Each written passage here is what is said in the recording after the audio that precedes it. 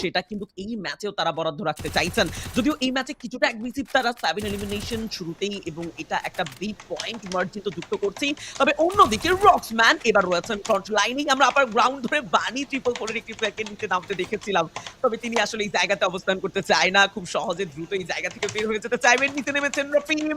Once again Tawhid versus Rafim 1v1 battle, head to head battle. দুজন player একই সাথে নিচে নেমে আসবেন, তাওহীদকে ডাউন করবেন। নেজাদ, ওয়াহাব অ্যান্ড আনসু ওয়াইটি তিনজন সাপোর্টিভ প্লেয়ার এখনো সার্ভাইভ করছেন সেই জায়গায়। বলাটা এখনো বেশ মুশকিল যে রক্সম্যান গেমিং তারা অ্যাকচুয়ালি কি প্ল্যান বা কি স্ট্র্যাটেজি সাজিয়েছে।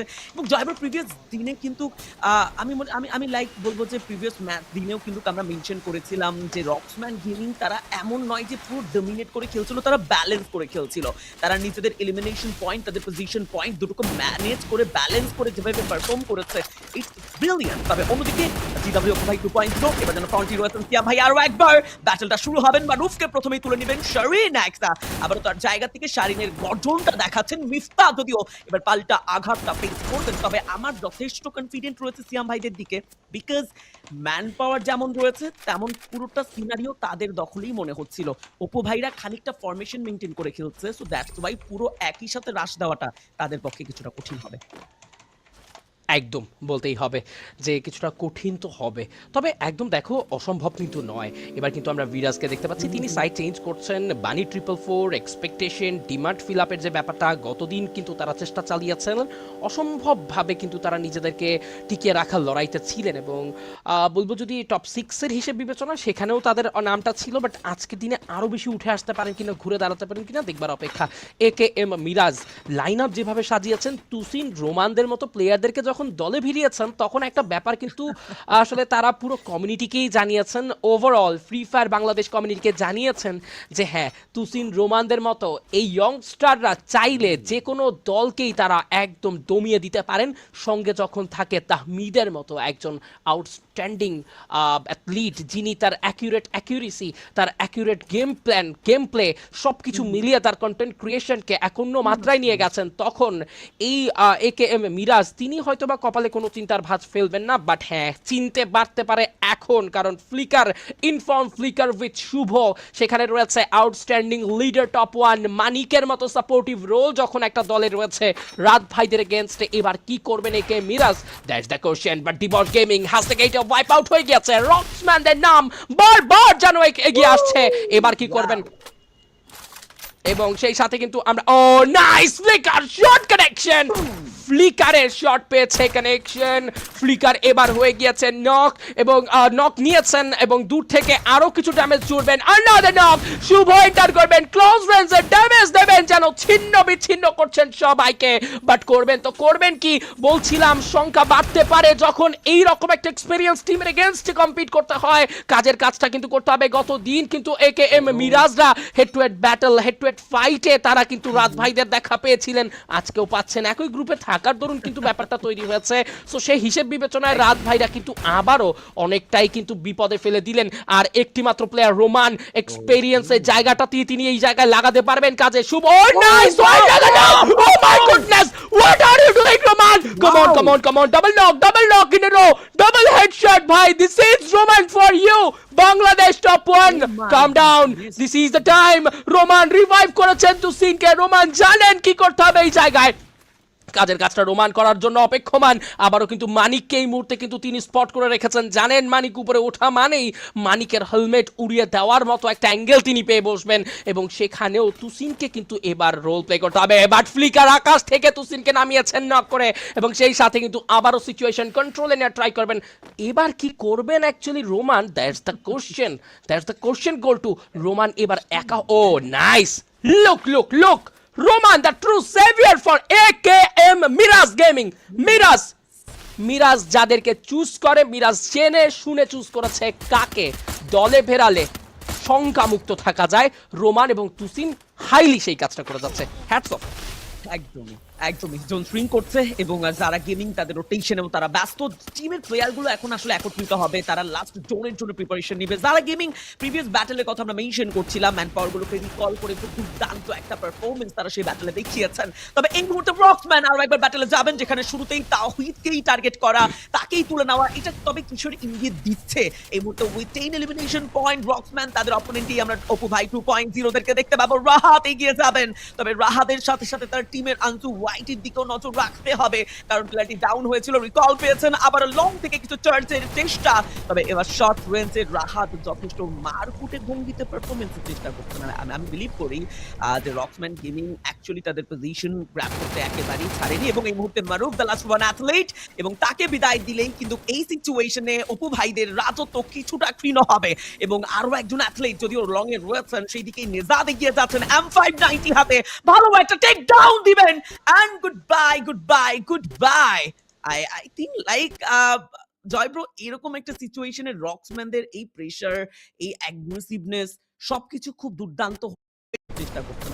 আমি বিলিভ ম্যানদেরকে এবার কিছুটা এবং কিছুটা আমার মনে হয় যে পারফরমেন্সের দিকে ফোকাস করতে হবে, কারণ দেখো একটা কনসিস্টেন্ট ম্যাচ, একটা ডমিনেটিং ম্যাচ, এই যে দুটার মধ্যে ব্যালেন্স করে খেলার ব্যাপারটা সেটা প্রিভিয়াস দিন ছিল এবং রক্সম্যান আজকের দিনে এসে এই ম্যাচে প্রথম ম্যাচেই সেই পারফরমেন্সটা দেখাচ্ছে।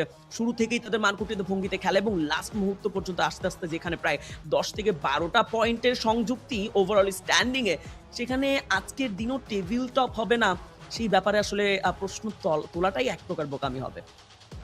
একদমই সেই বোকামির প্রশ্নে আসলে না যাওয়াটাই উত্তম বলে মনে করছি। গোল্টু দেখো যে পরিমাণ ডমিনেট করছে, গতদিন যে পারফর্ম করেছে সেটা ছিল তাদের আসলে ফার্স্ট ইমপ্রেশন, এবং আজকে যে পারফর্ম করছে তাতে তারা জানান দিচ্ছে যে এটাই আমাদের জাত, আমরা চিনিয়ে যেতে চাই, পুরো রোড টু গ্লোরিকে কেন্দ্র করে ওভারঅল বাংলাদেশ কমিউনিটিকে জানাতে চাই যে এটাই আমাদের জাত, আমরা এভাবেই খেলি, আমরা প্লেয়ার সিলেকশন, আমরা টিম এভাবেই করে রিভিল করি এবং এভাবেই আমরা ডমিনেট করি। অ্যান্ড জাস্ট দেখো এই ডমিনেশনটা তারা কিন্তু এখন পর্যন্ত চলমান রেখেছেন। রক্সম্যান গেমিংরা অসাধারণ খেলছেন এবং এই ধারাবাহিকতা যদি তারা রাখতে পারেন, আমার আসলে রক্সম্যানদেরকে নিয়ে আমি গ্র্যান্ড ফাইনালে ভাবছি। আমি এই মুহূর্তে প্রথম দিনের পারফরমেন্সের পরে রক্সম্যান গেমিংকে আসলে নকআউট পর্ব থেকে অলরেডি তারা কিন্তু অনেকাংশেই বলবো যে আসলে অনেকাংশেই কিন্তু তারা গ্র্যান্ড ফাইনালের টিকিটটা অনেকটা আসলে নিজেদের করে সেভ করে রেখেছেন।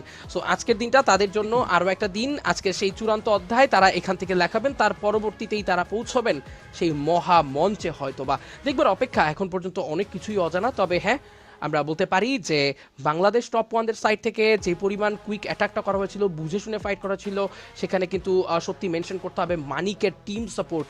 মানিক যখন তারা ফুললি টিমটা এন্টার করলো টিম একে মিরাজদের এগেনস্টে গোলটু, আমরা কিন্তু দেখতে পাচ্ছিলাম, বলছিলামও সঠিক যে হ্যাঁ, Roman Tusin perfect choice for একে এম মিরাজ 100%।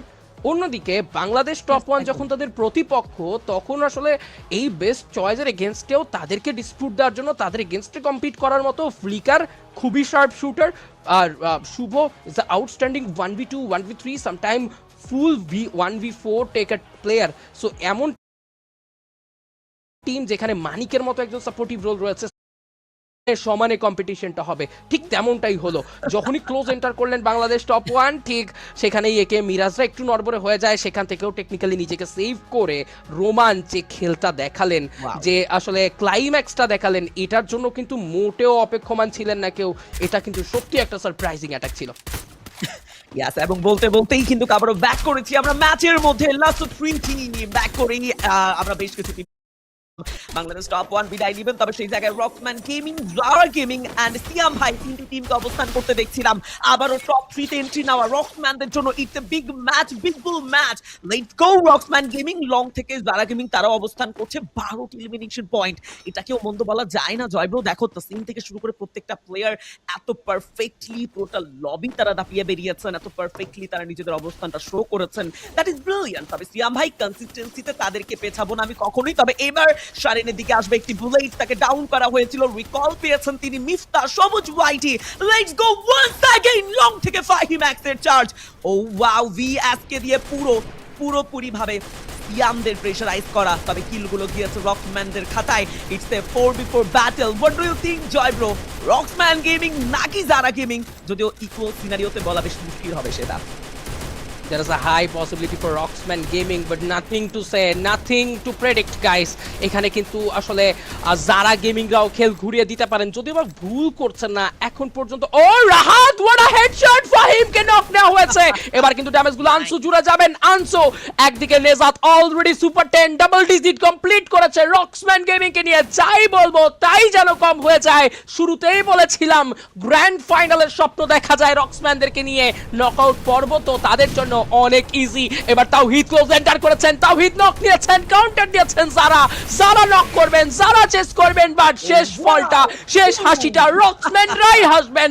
আজকের দ্বিতীয় দিনের শুভ সূচনা করলেন এক বুইয়ার মতো থেকে টিম রক্সম্যান।